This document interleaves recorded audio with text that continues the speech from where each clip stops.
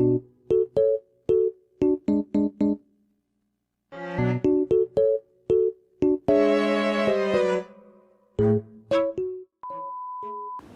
there!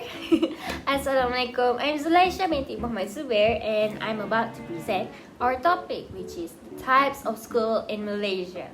So, my team members are Muhammad Yusri, Nur Atiqah, Nurin Farisha, Nur Aisyhah, and Siti Nasywa. Alright, chop. Moving on, ladies and gentlemen. Of course, everyone knows that Malaysia is a multicultural country with different types of ethnicities. And because of that, this explains why there are four types of school in this country. We have public school, we have vernacular school, we have international school, and last of all, we have private school. Therefore, all the parents in Malaysia have a lot of options to choose from where they could enroll their child to. But the question is, which one is the most suitable for the child? So this is where I'm going to pass on to my teammates to explain about the schools.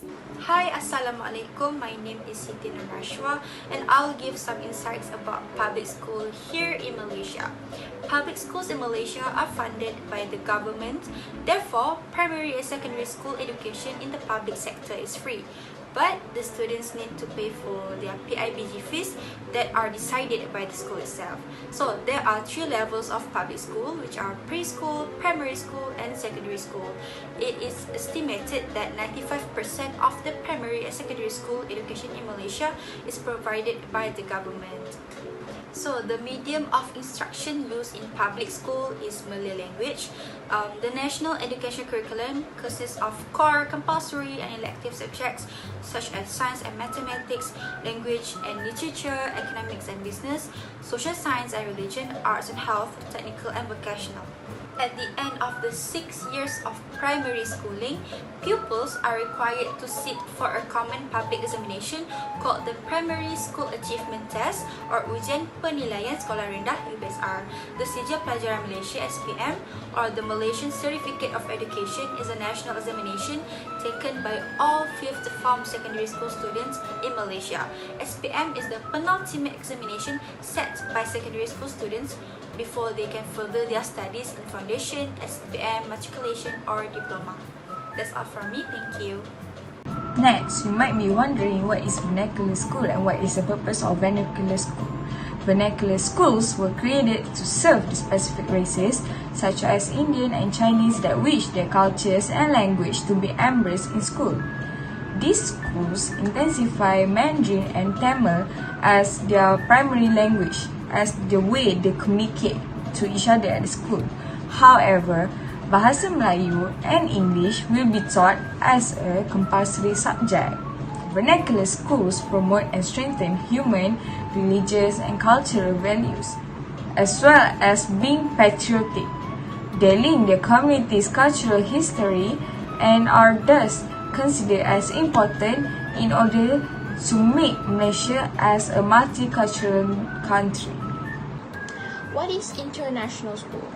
It is a type of school that provides international education by accommodating with International Baccalaureate, IB, or International General Certificate of Secondary Education, which is IGCSE, which is they are taught in a diverse environment. What I meant by diverse environment, most of the students' populations are from different countries, which they have various native languages. Thereby, students are exposed to many different languages and letting them to immerse, learn, and understand them. For example, like they will learn the first language, second language, and the third language from my. Anyway, so how is the study environment in international school? An international school, it exposes the students to a dynamic environment and comprehensive education system, which provide them to learn and grow holistically. Who goes to international school? International school typically are found in major cities. There are students who moved out from their native country, which they are known as the expat families. But if they are citizen of the country, they are known as the upper class. Alright. So how is the teacher's attitude towards the international students? The number of students in a class is not as many as the public schools. There are only half of the 40 students compared to public schools. The reason is that in a class, the teachers can focus on students equally. So what is the advantage of being in an international school? So when you move to another country, the education will be recognized and accredited anywhere. For example, when you take IGCSE in this one country, then you can use the certificate for you to further your study in another country. That's all from me. Thank you. Assalamualaikum warahmatullahi wabarakatuh, and good day to Zahari and also my fellow classmates.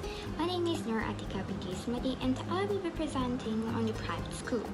So when we talk about the private school system has been operational in Malaysia for almost 40 years, as it began as an effort by Malaysian education providers to expand and enhance the learning opportunities available for Malaysian families who could afford to send their children to all of these institutions. In private school, the parents are required to pay full fees, including application, registration, tuition fees, and also co-curricular activities fees. All the private schools follow the Malaysian national school curriculum. What differentiates these schools from government schools are their more extensive physical infrastructure and also facilities, which would actually be an enable greater access to technology. It also offered additional language classes as well as a whole range of other academic and non-academic activities that I would say widen and enhance their educational experience. So other benefits of many private schools include more individualized attention for students, where it consists of smaller classes, as well as probably they could have like a high levels of interaction between the school and the parents and also the students. So basically, private school is actually a system that has become a viable alternative to the government school system.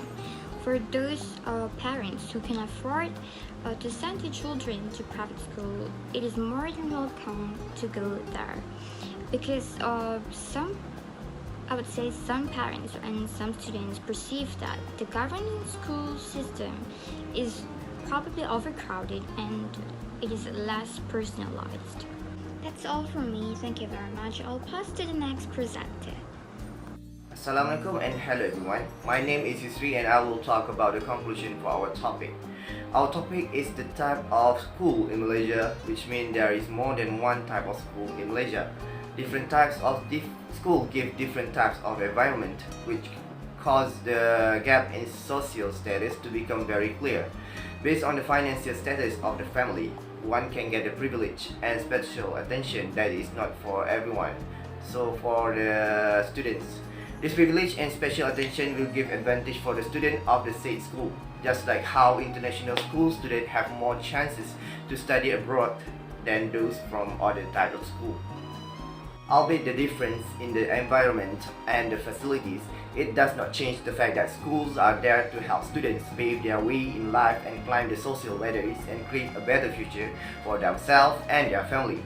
Never think of ourselves better or less than the others based on where we are studying, where our journey starts. The person you should compare yourself with is you. Compare yourself with the past, see whether you have improved or not. Then create the goal by imagining yourself as a successful person.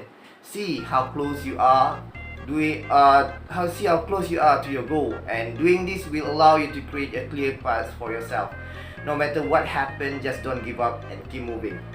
That is all from me and my team members. Thank you.